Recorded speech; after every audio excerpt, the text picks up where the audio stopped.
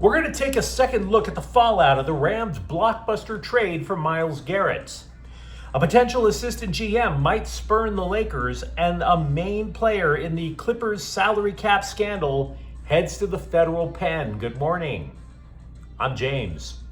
And this is your daily dose of sports and snark for the greatest sports city in the world, Los Angeles. This is the faithful Angelenos morning report. And yesterday was yet another example of why LA is the greatest sports city in the world. It is June 2nd, 2026. Welcome back to the home office. And if you like being in the know about LA sports, clickety-clack the like button. Clickety-clack the subscribe button. There's a notification bell. Hit that. It'll let you know when we drop an update. Sharing is caring. Let people know we exist. And by all means, comment. We are going to spend a lot of time talking about the Rams. We've got to break this down from a variety of angles.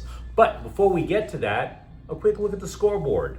Arizona 4, Dodgers 1. Freddie Freeman drove in the only run for LA. Meanwhile, today, the Dodgers are still in Arizona. First pitch at 6:40. Eric Lauer versus Michael Soroka. And Las Vegas is in town to play the Sparks at 7. So with that done, let's talk some Rams football. Leave no doubt. That was the motto of the Pete Carroll era when he led USC football. No doubt whatsoever. No doubt in terms of the talent level, no doubt in terms of all kinds of things, and leaving no doubt as to the intention of bringing home trophies. And that's why we're leading this morning's show talking more about the blockbuster trade yesterday. The Dodgers, for example, they are all about acquiring whatever they can to get rings. The Lakers trying to rediscover that mojo. The Rams have that mojo. And they did it again yesterday by acquiring Myles Garrett for Jared Verse and 3 draft picks.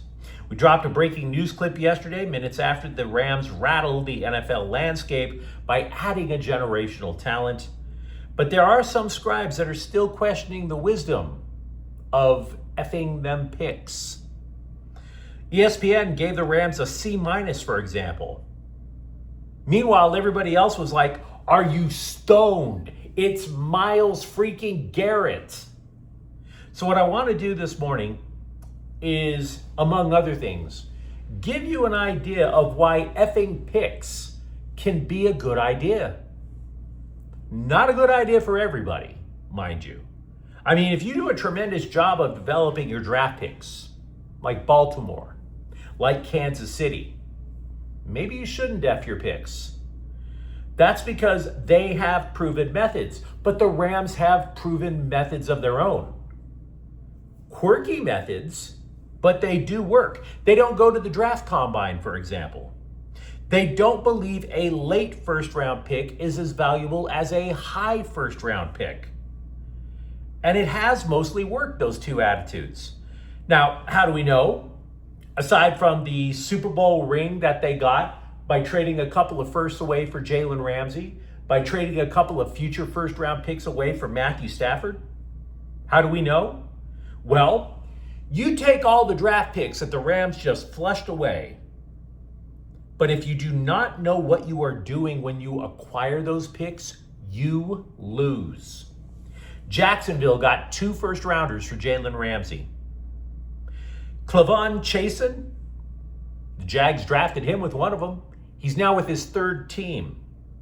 Travis Etienne was actually pretty decent. He rushed for 1,000 yards 3 times. He's not on the Jaguars either.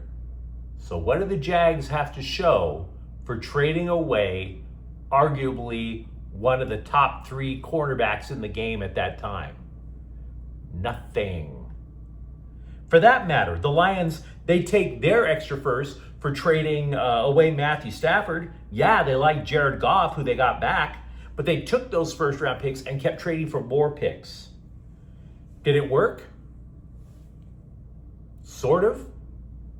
They became a decent team that got to the playoffs for a few years in a row, but they missed the playoffs last year while LA, with Matthew Stafford, got to the NFC Championship game last year. Adding picks is awesome if and only if you know what you're doing. Does anybody think that the Cleveland Browns know what they're doing? When have you linked Cleveland Browns knowing what they're doing together in one sentence? Garrett played for 16 different starting quarterbacks when he was with the Browns. So I'm not particularly worried about the picks that they lose. Now, the Scribes questioning the trade value, they value picks more than they do actual titles, which is crazy town in my opinion. But those analysts had a field day because the Rams, for example, they only have 4 picks next year, having sent out their first and third rounders. But we have seen this story before with the Rams.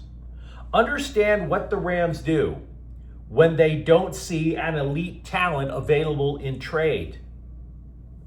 They'll still trade away that pick. 4 more picks. They've done it twice in 2019 and 2025. They traded back for more assets. Now, it's true that the Rams face planted in their title defense. That was supposed to be the end of the F your picks era, right? But in 2023, they kept their picks. They took Puka Nacua, Steve Avila, Byron Young, Kobe Turner. They knew what they were doing. There is a difference between using your picks for assets and hoarding your picks year after year and not improving.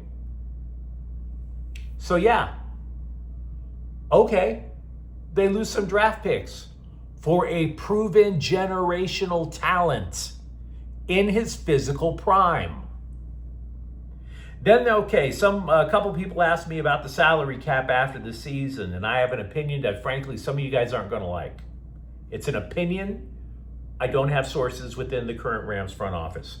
But when Aaron Donald played, the Rams paid him handsomely and surrounded him with defensive linemen who are kind of meh.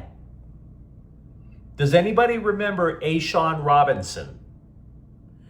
Sebastian Joseph Day? Anyone? My point is, there is a legit chance that the Rams will let Kobe Turner go, Byron Young, to keep the offensive line intact, to keep Matthew Stafford alive.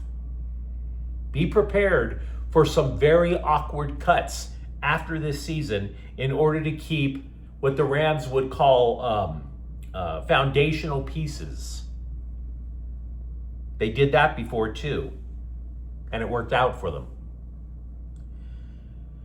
I don't like to go to gambling sites to validate my opinions. The Rams are Super Bowl favorites after the deal, but what I want to do instead is take a second look at what we've learned about the Rams defense in the last year. Because that's what the Rams addressed in spades all offseason. Despite websites that claim the Rams run a 3-4, the first thing you should know is they do not run a 3-4. They run a 5-1-5 as a base defense. They want their ends, their outside linebackers, formerly Jared Verse and Young. They want those guys up on the line of scrimmage. Then they have Quinn Lake, a nickelback, cheating up in run support. And of course, then you got the one linebacker, Nate Landman, corralling everybody in sight. Now, analysts, because they were under the impression that this young defensive front that the Rams had last year, they were like, oh my God, it's the second coming of the fearsome foursome. But was it? Was it really? Jared Verse, and I'm not trying to say the guy sucks. I liked watching him play too. But if Jared Verse has only 12 career sacks, is this really the second coming of the fearsome foursome? For all talk about the Rams' pass rush, how young and virile they were 7th in the NFL in team sacks. It's above average, not elite. Verse had trouble, for example, with double teams. Garrett eats double teams alive, and he still finished with 23 sacks last year. That's Aaron Donald numbers, guys.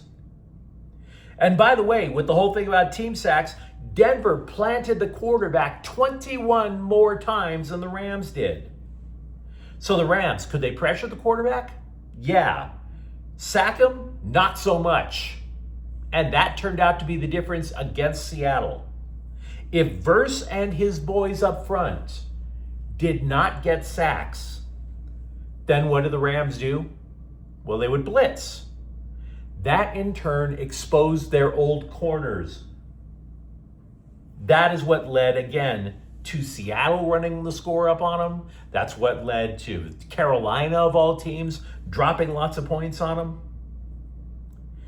The defense was not perfect. It was pretty solid.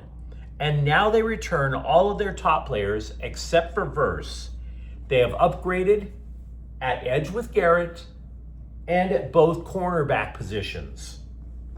The options that this is going to give defensive coordinator Chris Shula is going to be mind-blowing.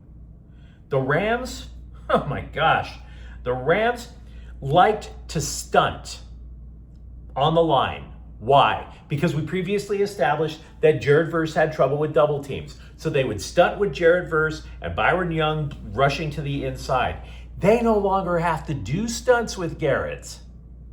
He'll get double teamed, he'll get triple teamed. That's going to free up everybody else on the defensive line and give somebody a free pack to the quarterback.